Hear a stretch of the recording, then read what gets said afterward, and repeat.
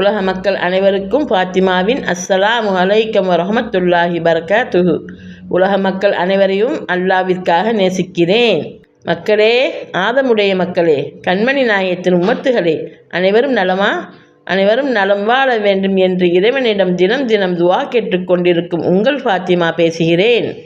நான் இன்று பேசப்போகும் தலைப்பு உள்ளச்சத்தோடு வாழ வேண்டும். மக்கள் அனைவரும் அல்லாவிற்காக உள்ளச்சத்தோடு வாழ வேண்டும், தக்குவாவோடு வாழ வேண்டும். இந்த 2 வார்த்தைகளும் நம் இரத்தத்தோடு கலந்ததாக இருக்க வேண்டும். உள்ளச்சம் என்பது மிக முக்கியமான விஷயம். இறைவனுக்கு உள்ளச்சத்தோடு வாழ்வதே மிகவும் பிடிக்கும். அவனுக்கு உள்ளச்சத்தோடும் தக்குவாவோடும் நாம் வாழ்ந்தால் அவனுக்கு மிகவும் பிடிக்கும். மக்களே, உலகத்தில் நடக்கும் விஷயங்களை அனைவரும் பார்த்து கொண்டிருக்கிறீர்கள். இப்பொழுது ஏற்பட்டு கொண்டிருக்கும் வெயிலின் தாக்கம் அனைவருக்கும் தெரியும். எவ்வளவு மிக பெரிய கஷ்டமான ஒரு விஷயம் இந்த வெயிலோடு கொடுமை எவ்வளவு கடினமானது என்று அனைத்து மக்கள் உணர்ந்ததே. அதை சிறு குழந்தைகள், கர்ப்பவாதிகள், கர்ப்பமான பெண்களுக்கு மிகவும் கஷ்டமான ஒரு விஷயம் இந்த வெயில். இந்த வெயிலில் இருந்து நாமை பாதுகாப்பதற்கு யாரால் முடியும்? இறைவனால் மட்டுமே முடியும். அனைவரும் நாம் தவறு செய்து கொண்டிருக்கிறோம். அனைவரும் நம் இறைவனிடம் உள்ளச்சம் இல்லாமல் வாழ்ந்து கொண்டிருப்பதால் தான் இந்த மாதிரி நிலைமைகள் நமக்கு ஏற்படுகிறது. இறைவனின் கோபத்திற்கு நாம் ஆளாகிறோம். அதில் இருந்து நாம் விடுபட வேண்டும். அதற்கு நாம் என்ன செய்ய வேண்டும்? இறைவனை நாம் உள்ளச்சத்தோடும் தக்குவாவோடும் அவனை நெருங்க வேண்டும். அவனை உள்ளச்சத்தோடு வணங்க வேண்டும். அவனை உண்மையாக வணங்க வேண்டும். அவனிடம் நாம் நம்முடைய கஷ்டங்களை அவனிடம் கூறி அவனிடமே நாம் துவா செய்ய வேண்டும். நாம் வெயிலின் தாக்கம் எங்களால் தாங்க முடியவில்லை எஜமான் என்ற இறைவனிடமே நாம் கேட்க வேண்டும். இந்த வெயிலின் தாக்கம் மிகவும் அதிகமாக இருக்கிறது. இதே வெயிலை இன்னும் ஒரு 20 டிகிரியாக ஏற்றினால் இறைவன் நாம் அனைவரும் மடிந்து விழுவோம். அதை அனைவரும் நினைத்து பாருங்கள். நாம் மடிந்து விழுவோம். கட்டிடங்களை தவிர மனிதர்கள் அனைவரும் கீழே மடிந்து விழுந்து விடுவோம். அதற்கு நாம் எந்த கஷ்டங்களும் ஏற்படாமல் அல்லாவிட நம்ம துவா செய்யணும். அல்லா, நீ இந்த மாதிரி இந்த வெயிலை எங்களுக்கு குறைச்சுத்தா அல்லா என்று அல்லாவிட அனைவரும் துவா செய்யணும். உண்மையாக துவா கேட்கணும். உண்மையாக அவனை நெருங்க வேண்டும். அனைவரும் எந்த தவறும் செய்யாமல் நாம் பாதுகாப்பு தேட வேண்டும். நாம் எந்த தவறையும் செய்யக்கூடாது. அவனுக்கு ஆத்திரப்படுத்தக்கூடாது. அவனை நம்ம கோபப்படுத்தினால் அவனுடைய கோபப்பார்வை மிகவும் கடினமாக இருக்கும். அவன் சொல்லிக்கொண்டே தான் இருக்கிறான். குர்ஆனில் சொல்லிக்கொண்டே தான் இருக்கிறான். என்னுடைய கோபப்பார்வை ஏற்பட்டால் உங்களால் அதை தாங்க முடியாது என்று இறைவன் சொல்கிறானே. எல்லாரும் கேட்டுக்கொண்டே தானே இருக்கிறீங்க. எல்லாம் என்ன சொல்றாங்கிறத ஏன் இப்படி உள்ளச்சம் இல்லாமல் மனிதர்களெல்லாம் வாழ்றாங்கன்னு எனக்கு தெரியல. மக்களே, தயவு செஞ்சு அனைவரும் அல்லாவிடம் சுஜூது செய்யுங்கள். அனைவரும் அல்லாவிடம் அழுது கேளுங்கள். இந்த மாதிரி நிலைமை ஏற்பட்டால் நம்மளுக்கு ரொம்ப கடினமாக ஆகிவிடும். வெயிலின் தாக்கம் மிகவும் அதிகமாக போய்கொண்டிருக்கிறது. தாங்க முடியாத அளவிற்கு வெயிலின் கொடுமை அதிகமாக வந்து கொண்டிருக்கிறது. அனைவரும் இறைவனிடம் நாம் சுஜூதில் விழுந்து அவனை துவா செய்ய வேண்டும். அவனை நேர்மையோடு நாம் நெருங்க வேண்டும். செயல்களில் ஹராம் ஹலாலை பேண வேண்டும். கண்டிப்பாக பேண வேண்டும். நாம் எவ்வாறு உணவு உண்கிறோம், நாம் எவ்வாறு சம்பாதிக்கிறோம், நாம் எவ்வாறு வாழ்கிறோம் என்பதை உணர வேண்டும். அனைவரும் சேர்ந்து ஒன்றாக நாம் கேட்டால் தான் இறைவனுடைய அருள் கொடை இறங்கும். அதை அனைவரும் உணர வேண்டும். நம் ரப்பு நமக்கு எவ்வளவு சிறப்பான வாழ்க்கையை அமைச்சு தந்திருக்கிறான். எவ்வளவு சுதேசமான அழகான வாழ்க்கையை அமைச்சு தந்திருக்கிறான்.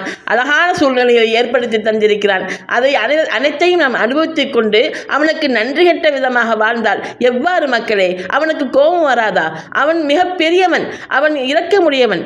அவன் அருட்கொடையாளன். அவனை ஆத்திரப்படுத்தினால் அவன் என்ன செய்வான்? அவனை இவ்வாறு தான் ஏற்படுத்துவான். இதைவிட கொடுமையை ஏற்படுத்தினால் நாம் என்ன செய்வோம் என்பதை அனைவரும் உணர வேண்டும். நாம் சுயநலத்தோடு வாழக்கூடாது, பொது நலத்தோடு வாழ வேண்டும். அனைவரும் நன்றாக இருக்க வேண்டும். அனைவரும் அல்லாவிற்கு பயந்து அச்சமோடு வாழ வேண்டும்.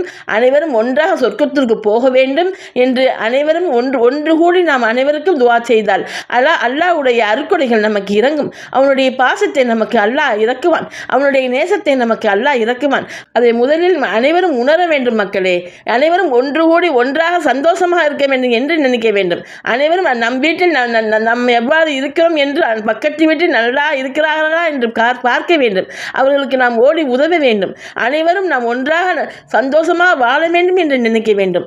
ஒருத்தருக்கு ஒருத்தர் போட்டி, பொறாமை இதையெல்லாம் விட்டுவிட வேண்டும். தயவு செஞ்சு அனைவரும் நினைத்து பாருங்கள். எவ்வாறு வாழ்ந்து கொண்டு இருக்கிறோம் என்று நினைத்து பாருங்கள். ஒருவர் மீது ஒருவர் பொறாமை கொள்ளாதீர்கள். இதை இறைவன் வெறுக்கிறான். அவனுக்கு வெறுக்கும் விஷயங்களை நாம் செய்தால் இவ்வாறு தான் நடக்கும்.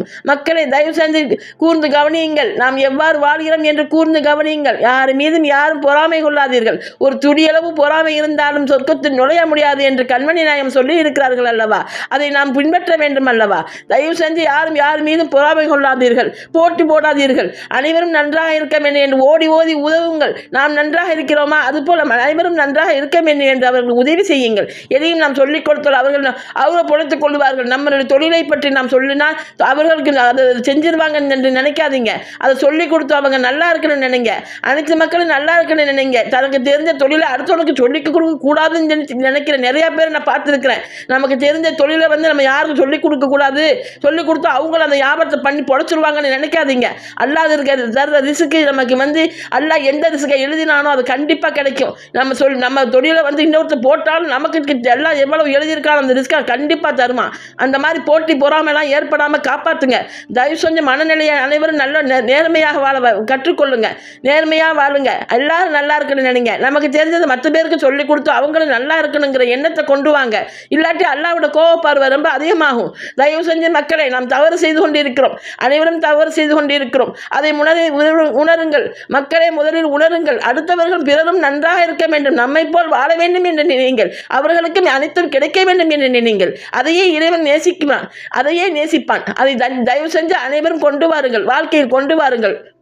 அல்லாஹ்வுடைய காற்று, அல்லாஹ்வுடைய மழை, ரஹ்மானுடைய வெயில், இது அனைத்தும் நமக்கு தேவையான ஒன்று. அதை அளவோடு நமக்கு எவ்வளவு தேவையோ அதை தந்து கொண்டு அவன் நம்மளை மகிழ்ச்சியோடு வாழ வைத்து பார்த்து கொண்டிருக்கிறான். ஆனால் நாம் செய்யும் குற்றங்களுக்காக அவன் கோபப்பட்டால், அதன் மிகுதியாக அது ஏற்பட்டால் நாம் என்ன ஆகும் என்று எண்ணி பாருங்கள். வெள்ளம் வந்தால் தாங்க முடியுமா? நம்ம சுனாமியை தாங்க முடிந்ததா? தாங்க முடியாத ஒன்றை நாம் தாங்க முடியாது என்பதை அல்லாஹ் உணர்ந்தே நம்மளை பாதுகாப்பாக பார்த்து கொண்டிருக்கிறான். நாம் செய்யும் தவறுகளை மன்னித்து அவன் எவ்வளவு நாள் தான் மன்னித்துக் கொண்டே இருப்பான். அவன் வல்ல ரஹ்மான்.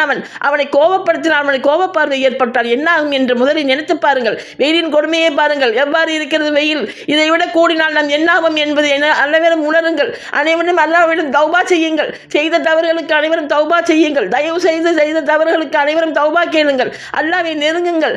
அல்லாஹ்வுக்காக வாழுங்கள். காற்று எவ்வளவு தென்றல், அழகான தென்றலை தந்து கொண்டிருக்கும் இறைவன் கோபப்பார்வையை காட்டினால் அந்த தென்றல் என்னவாகும் என்று நமக்கு தெரியும் தானே. புயலாக மாறினால் நாம் என்னாவோம் மக்களே.